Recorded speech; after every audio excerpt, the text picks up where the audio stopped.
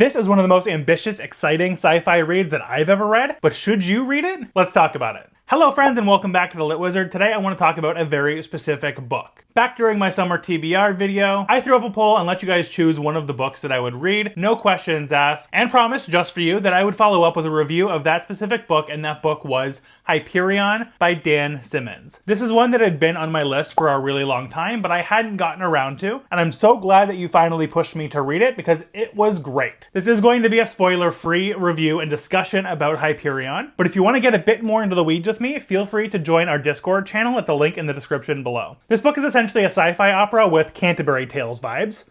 Allegedly. I don't know. I haven't read them, but that's what people keep telling me, so that's what I'm going to tell you. There are themes of AI which are still relevant today, a really cool narrative structure, awesome world building and character work, where every character feels real and unique. The general concept is this takes place well in the future where humanity has kind of spread among the stars, and there's a mysterious pilgrimage happening to the time tombs on the world of Hyperion. We have 7 characters, that are all on this ship going towards Hyperion, and none of them know why that specific group of them was chosen. So in order to try and figure it out and piece it together, they decide to each tell their story or their tale to help them try and find that connection. The book is about 500 pages, which is not super long, but it is only 6 chapters. So if you're someone who is averse to long chapters like I am, that might be off-putting. But you need to frame it more as though each one is kind of a short story from one character's POV, and they all kind of intermingle and intertwine together into one. So when you do look at it more as like 6 short stories and not 6 long chapters, it's a lot more palatable and easy to read. Now the cool thing about the way that this is done is the structure and the POVs each kind of have their own style. So you have wildly different tones and genres almost between each chapter or POV, each with their own unique spin and emotional beats. This not only keeps the pacing fresh, but adds a fun layer of mystery to the whole book. So like I said, 6 chapters, each kind of their own POV following a different character. I do have my favorites, which we'll get into a little bit. And each one is like their own sci-fi subgenre novella. From hard sci-fi to political intrigue to horror to noir, there's a little bit of everything, so you know you'll find something you love. Now I'm going to go a little bit into each chapter and whose POV they're following, but again, fully spoiler free. If you want to go into it completely blind, totally click away and come back to it once you've read it, that's fine. But I'm not going to give anything away that'll spoil each plot or each character's story. Now chapter 1, you're following the tale of the priest, which is a great place to start because he's kind of on this journey to understand a tribe or group of people that live on Hyperion and the religion that they're following. It's a great introductory chapter because it builds all of this mystery. You're trying to figure out what is going on. It starts to play with the time tombs and time a little bit, introduces you to the idea of the Shrike, and adds some really great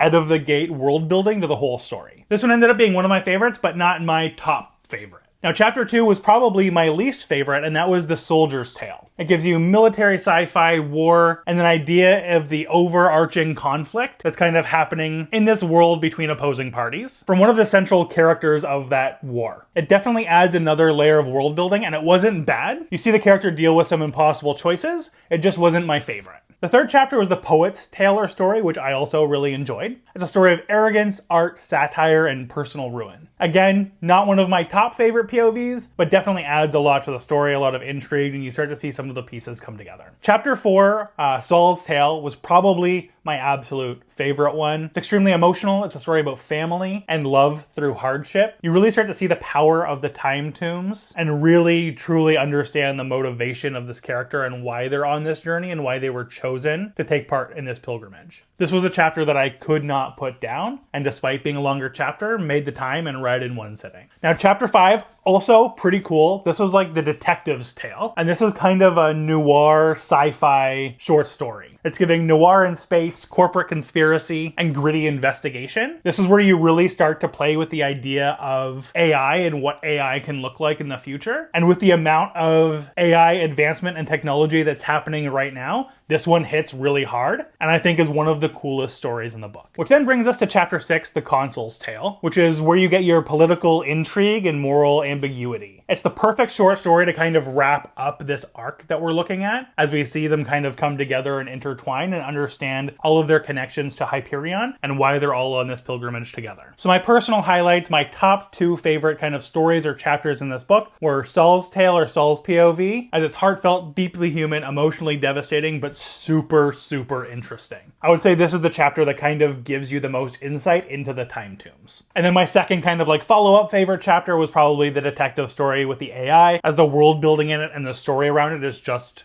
dope. And that kind of brings me to like the themes of like cultural relevance and why this book still hits as hard as it does today. You really explore the role of AI in society, especially in that last chapter that I was talking about, and how AI kind of can blur that line between powerful tool and sentient entity. There are definitely relevant topics and conversations in this book around trust with AI, autonomy, and the unintended consequences of using AI, which I really, really enjoyed, especially as someone who works in tech and has to think about AI every day. There are also themes around the timelessness of human fears and ambitions that I really connected to and enjoyed as well. Final thoughts, Hyperion was awesome. I ended up giving this book an easy 5 stars. I wouldn't push it into like 6-star territory, as the book kind of ends with a lot of unanswered questions, but that also makes me really excited to go into book 2 and read The Fall of Hyperion to see how this all kind of comes together and culminates. So it's ambitious, complex, and leaves many questions unanswered, but seemingly by design. Perfect if you want something that feels like 6 really cool intertwined short stories in one epic space opera adventure. So those are my general thoughts on Hyperion by Dan Simmons. If you haven't read this yet,